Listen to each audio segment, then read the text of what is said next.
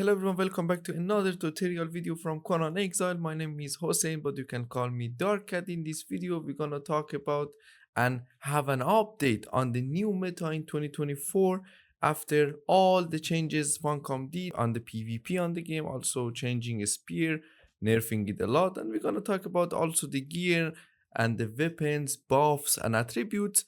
What's gonna be the best to use in this meta. So we're gonna start from the PvP and strength build here. The middle gonna be the agility for archer build that I'm gonna make a different video from it and completely explain about the archer, best build for archer, best gear for archer, and so make sure you don't miss that video also. And here is gonna be my famous bomber gear and attributes and weapons that I'm using in all the raid and PvP videos because everyone needs a good bomber build to raid enemy bases. Okay, let's start from the strength build here. So we're gonna talk about the gear, what is the best gear in this meta for now. We're gonna talk about every piece single by single, and you can see for the best that my team using all the time and all the good players gonna be the Dragon Bone hand because of the big health value with the armor. It's gonna be the Dragon Bone chest piece because of the armor value and 8% strength. Because why you ask maybe why we're not using the Silent Legion because it have the same armor and same strength because the Dragon Bone is cheaper to make because you don't use a star metal. That's the reason you need to go for the Dragon Bone chest piece. So for the boots, it's you need to like think about if you want to use the Kurak boots because you need this 36% of carry capacity because you're gonna be on yellow. If you're carrying some potion, antidotes and stuff like different kind of weapons, you're gonna be heavy, so you need a carry capacity. Maybe you can go for Dragon Bone boots for the 28 health. Then you need to swap the hands to go on the Silent Legion hand to have 36 carry capacity. But you can see the Dragon Bone hands have 48 health value, but Dragon Bone boots have 28 health value. So it's better to go for Dragon Bone hand and using the Kurak boots for 36 carry capacity and 10% even follower damage, that maybe you don't need this. And for the helmet, we're gonna go for the Silent Legion helmet because of 48 health value and a lot of armor value as a light helmet. You can see you can always have other replacement for it, but the best should be this. And of course for the pants, you're gonna go for the Kurak pants with the 32 stamina. That's huge, so you're gonna use for the value of the stamina is a lot on the Kurak pants. And we're gonna talk about the other boots also. You can always have different ideas. If you need the stamina, maybe Silent Legion boots have 12 stamina. If you need like biggest stamina values, of course spider climbing boots have 22 stamina. If you combine this spider boots with the Kurak, you're gonna have a plus 200 stamina.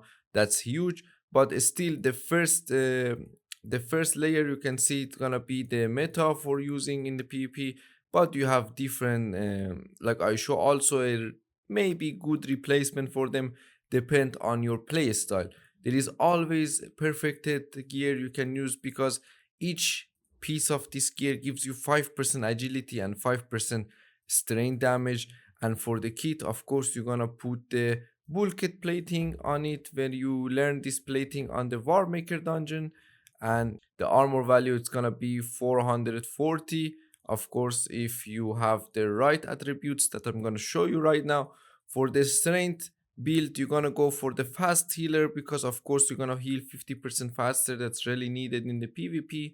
And for this is really important to explain you guys that the last stand get hard nerf in the last patch, and it's only for I think 2.5 second or 3 second. Before it was 6 seconds. So you always gonna go for gluten punishment for healing you. It's really good for PvP. If you're getting hit by archer, you lose half of your health. This gluten helps you to heal really quick. So for agility, you always need agility to roll fast. Maybe you ask why you go agility if you're a strength build.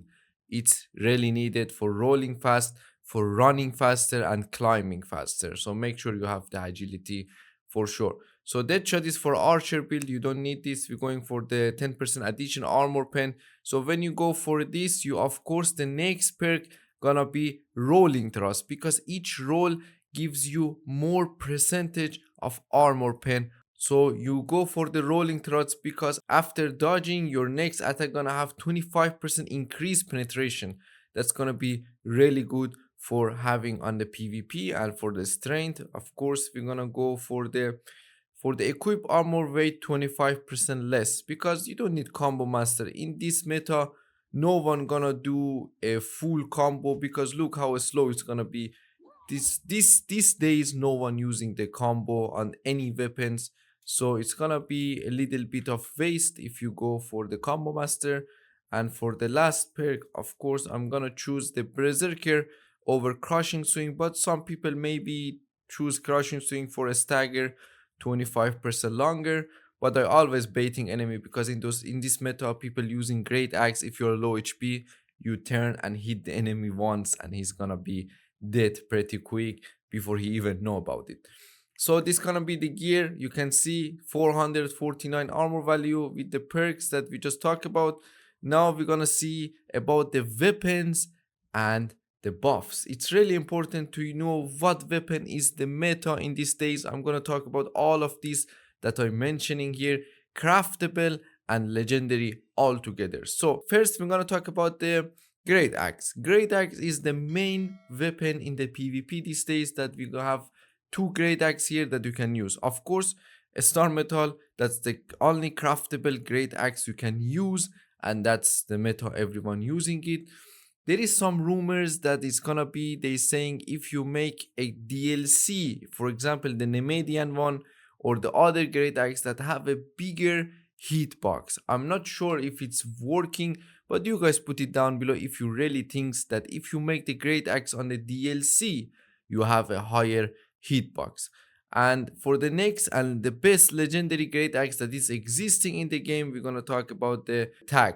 So the size of the tag is really big. You can see the damage value is 90. If I put a master weapon fitting on it, it's gonna be 95 damage, 12 armor penetration. That you can see these weapons are all crafted by a damage blacksmith. You can see 80 damage and 12% armor pen on the normal star metal, and 95 and 12 on the size of tag. So this size of tag you're gonna get it from the, I believe, the wine cellar dungeon, the curry dungeon. So this is really good if you can get it for end game gear. So for a spear, that maybe you ask why you even using spears, why you even mentioning spears in this video, because spears no one using it anymore, but I'm still using a spear for two reasons.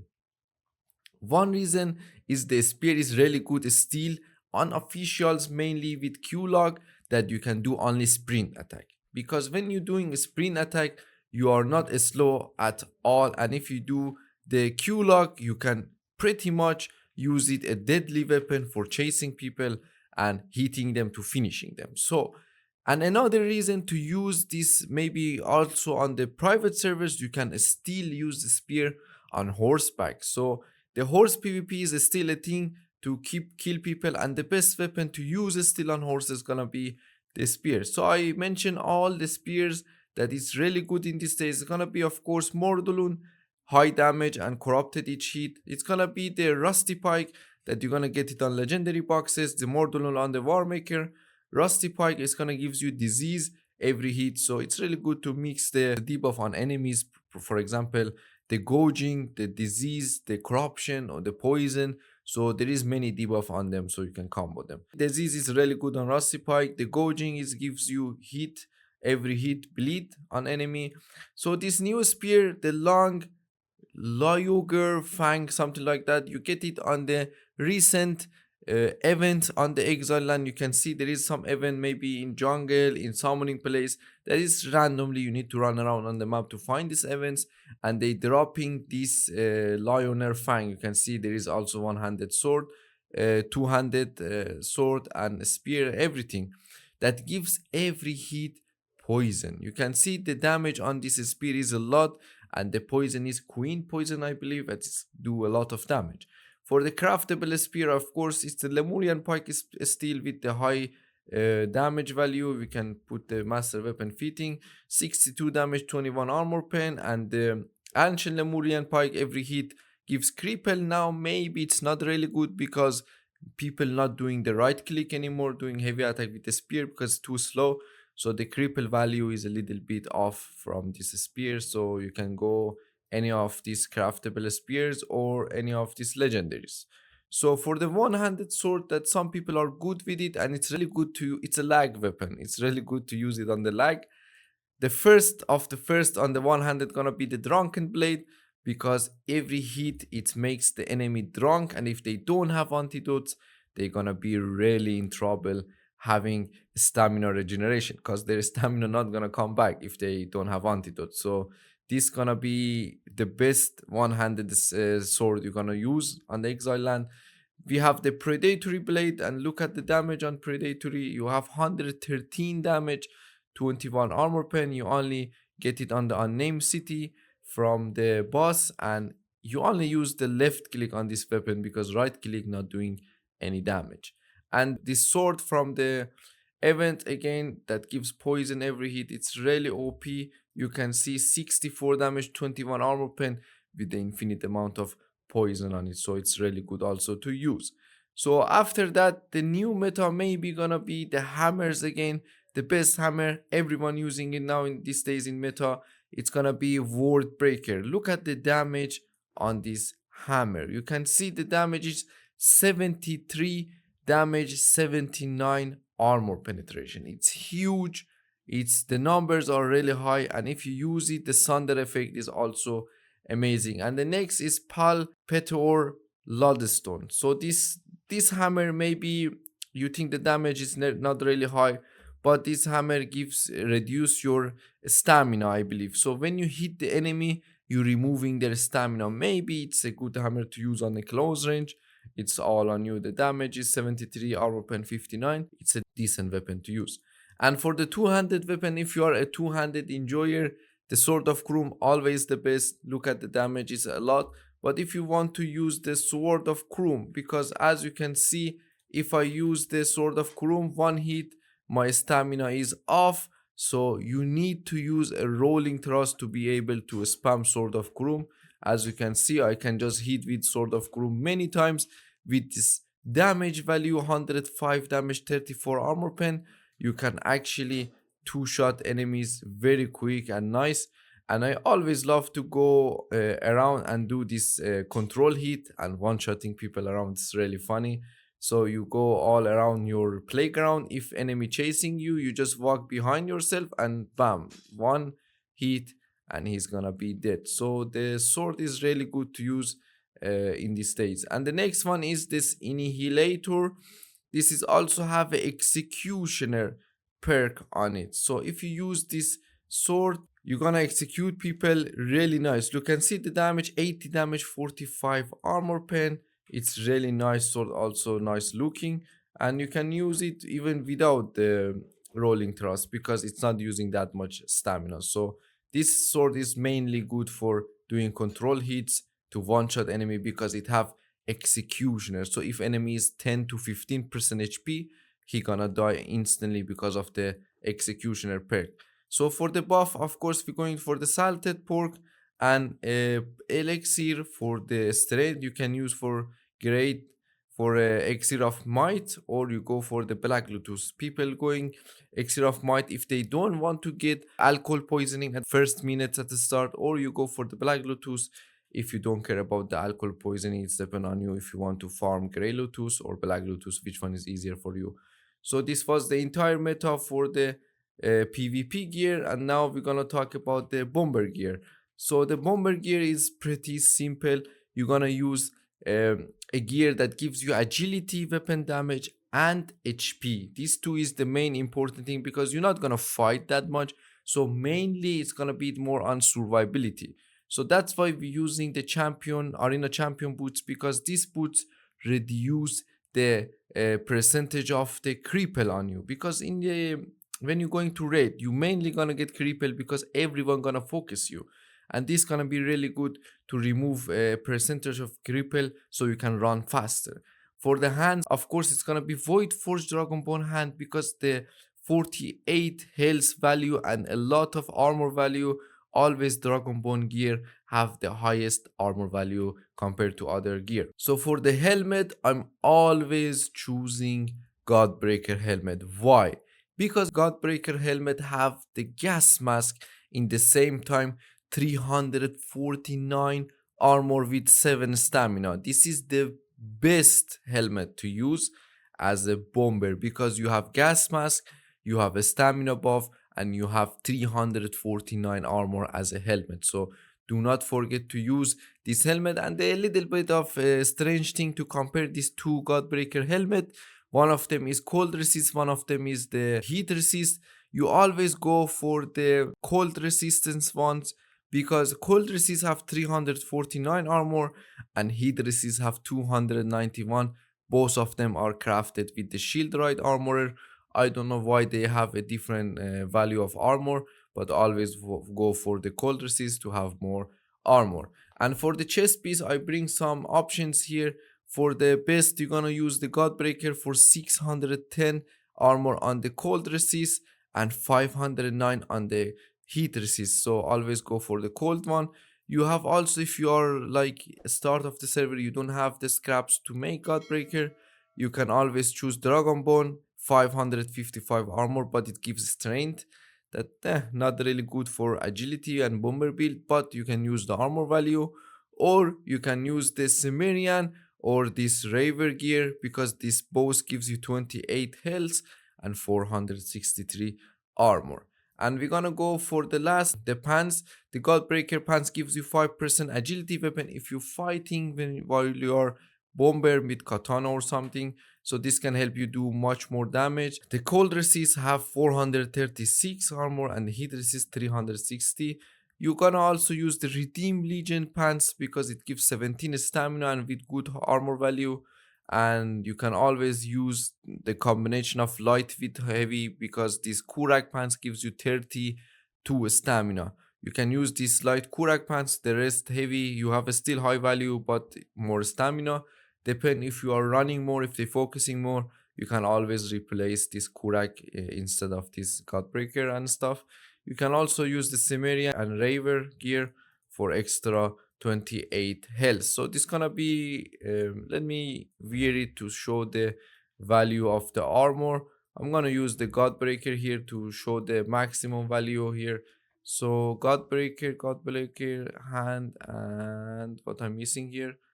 So I have everything, yeah. So the gear gonna be 1800 armor. I still don't have my build. Let me do the build also. So with this gear, the build for the bomber gonna be like this. You're gonna go the vitality fast healer because you need to heal fast. And here is a little bit of different with the PvP. You're gonna go for last stand because last stand gonna save you many times in the close range PvP bombing in the base. That bomb damage is a lot. This last stand gonna save you to don't die. So always go for the last stand.